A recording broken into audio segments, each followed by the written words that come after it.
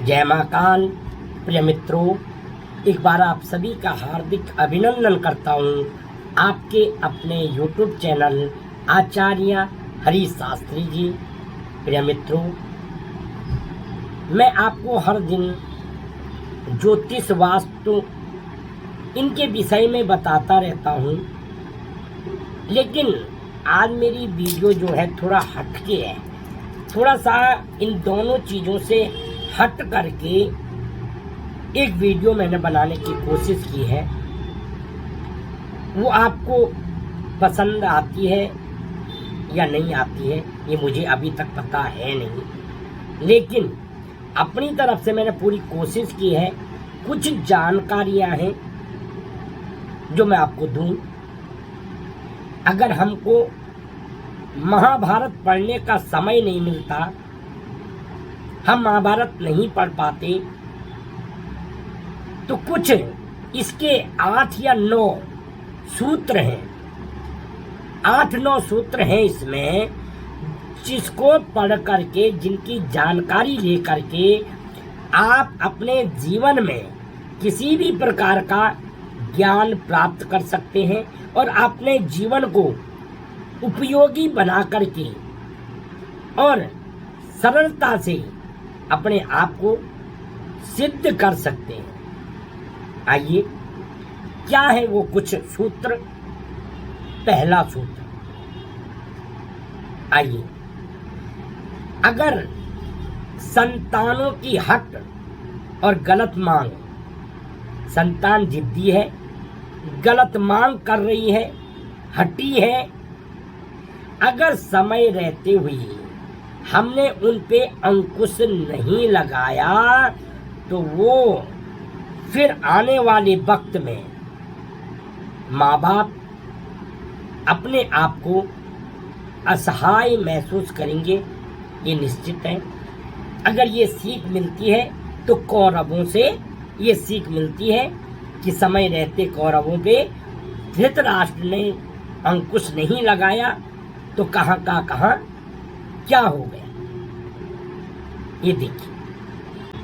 आइए मित्रों, दूसरा सूत्र है, आप भले ही कितने भी ताकतवर हैं, जितनी आप में ताकत हो, जितने भी ताकतवर हो, लेकिन अगर आप अधर्मी का साथ देते हैं, अधर्म का साथ देते हैं, तो आपकी विद्या, अस्त्र शस्त्र,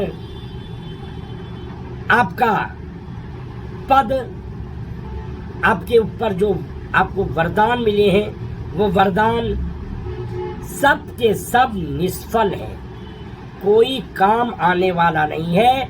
न आपके अस्त्र शस्त्र काम आएंगे, न आपका ज्ञान काम आएगा, न आपकी ताकत काम आएगी। अगर ये महाभारत में सीखना है तो ये कर्ण से सीखिए। अधर्म का साथ देने से सारी विद्या भूल गया और कुछ भी अच्छा नहीं होता है। तीसरा सूत्र, अपनी संतानों को इतना महत्वाकांक्षी मत बनाओ कि वो विद्या का दुरुपयोग करें। वो लोग जो विद्या का दुरुपयोग करते हैं, स्वयं का नाश करते हैं और एक भयंकर महाभारत को करवाने की साजिश करते हैं। अपनी विद्या का दुरुपयोग से अगर कुछ सीखना है तो वो आप अश्वत्थामा से सीखिए। अश्वत्थामा ने अपनी विद्या का दुरुपयोग किया था, उसका क्या हश्र हुआ ये सभी को पता है। चौथा, प्रिय मित्रों, कभी भी किसी को ऐसा वचन मत दो कि आपको अधर्मियों का साथ देना पड़े, अधर्मियों के आगे समर्पण करना पड़े। ऐसे किसी को भी वचन मत दो, वचनबद्ध मत हो ये महाभारत में अगर कोई सिखाता है तो वो सिखाते हैं भीष्म पितामह अपने वचन के कारण पता है कि मैं अधर्म का साथ दे रहा हूं, लेकिन वचनबद्ध थे तो अधर्मियों का साथ दिया। पांचवा सूत्र है, संपत्ति, शक्ति और सत्ता, इनका कभी भी दुरुपयोग मत करो। और ये इतनी चीजें कभी भी दुराचारियों के हाथ में नहीं जाना चाहिए। अगर ये चीजें दुराचारियों के हाथ में जाती है तो वो अंत में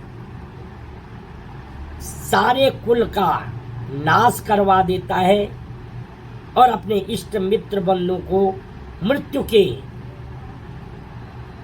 आक्रोश में झोंक लेता है।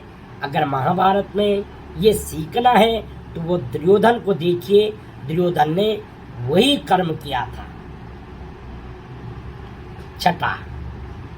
छठा सूत्र है वो है, अंधे व्यक्ति के हाथ में मुद्रा मत दो। अगर अंधे व्यक्ति के हाथ में मुद्रा आ गई तो वो किसी न किसी तरह से अपने राज्य का विनाश कर देगा, उसको सब लुटा करके और अपने कुल का नाश कर देगा। अगर ये चीज़ हम सीख सकते हैं तो वो महाभारत में धृतराष्ट्र से हम सीख सकते हैं। 7वां, यदि व्यक्ति के पास विद्या है, विनय है, विवेक है, इन सब से वो व्यक्ति कोई भी बंधा हुआ है तो उसकी विजय अवश्य है, उसको निश्चित विजय प्राप्त होगी। उसको विजय होने से कोई नहीं रोक सकता। अगर महाभारत में ये सीखना है तो आप सभी अर्जुन से ये सीख सकते हैं कि अर्जुन ने किस प्रकार से विद्या प्राप्त की और विजय प्राप्त की। आइए मित्रों, 8वां है कि हर कार्य को आप छल, कपट, प्रपंच ये सब रच करके सफल नहीं हो सकते। हर कार्य में छल, कपट और प्रपंच नहीं चल सकता। ये अगर सीखना है तो आप महाभारत में शकुनी से सीख सकते हैं कि उसका क्या हश्र हुआ। आइए 9वां सूत्र और अंतिम सूत्र आपको बता रहा हूं। यदि आप नीति, धर्म